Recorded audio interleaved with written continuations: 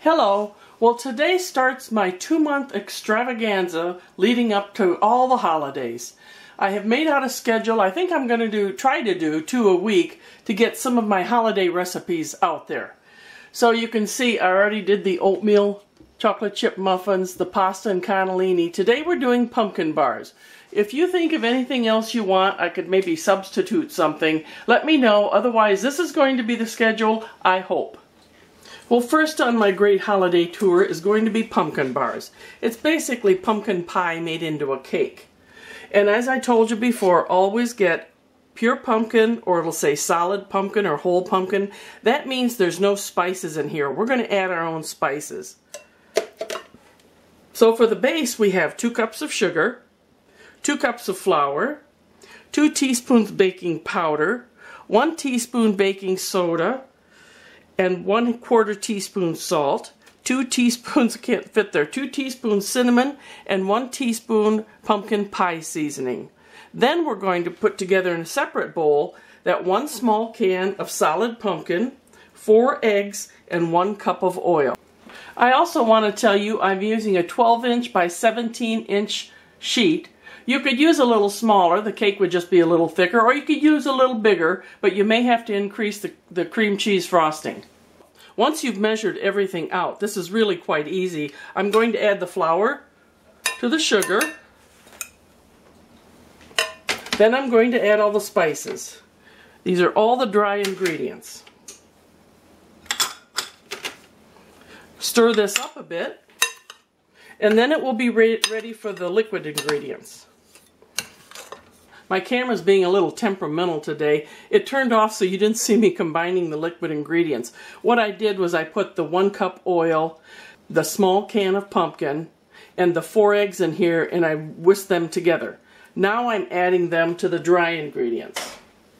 I don't even know how that happened. I put a fresh battery in. Oh, production is something else on these videos.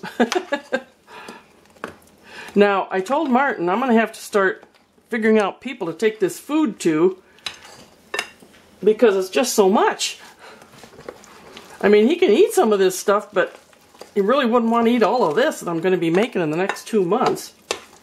Let's get this put together, and I'll put it in my 12 by 17 pan.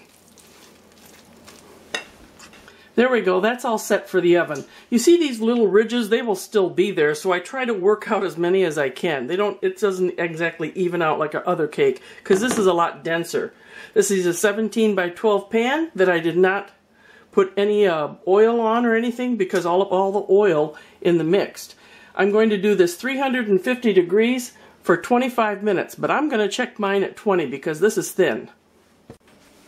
My pumpkin bars are out of the oven. My oven took 20 minutes, and maybe because it's a little bit bigger pan.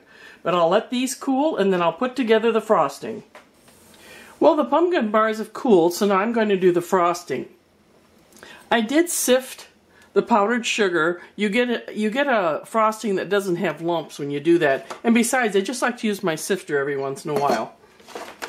But I'm going to use my mixer today. I probably could have gotten away without it.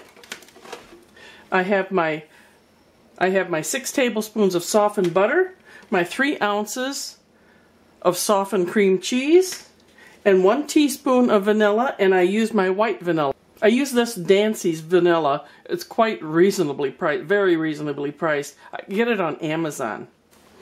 And I'm also going to use 2 tablespoons of milk. Now the first thing I add to the powdered sugar is the softened butter and the softened cream cheese. When I add the butter, I kind of like to break it up a little bit. I use my special tool to kind of disperse it amongst the powdered sugar. I'll do the same for the cream cheese. We want to give everybody an equal chance to bring in flavor. There. Now I'm going to mix these together. I was using my mixer, but I remembered I really like to do it this way. You can feel that the ingredients are intermingling with each other and with the powdered sugar. It'll look like little pea-sized things when you've got it in there good. I will use the mixer when I add the liquids, which I'm going to do now.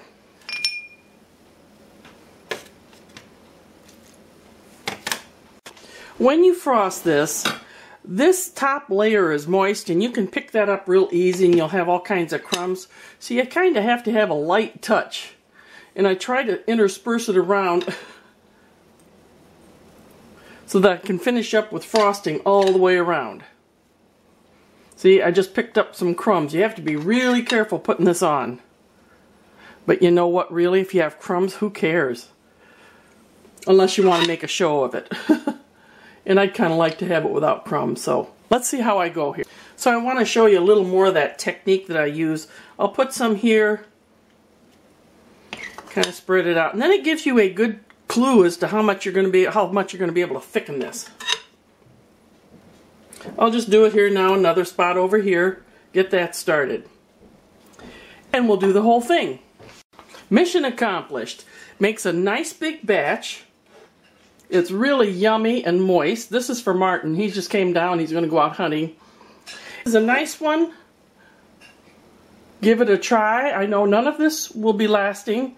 And I don't know if I mentioned, but this freezes really well.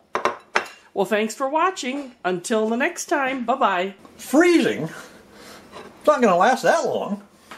Okay. You got the rest of the story now. I'll see you next time. Bye-bye.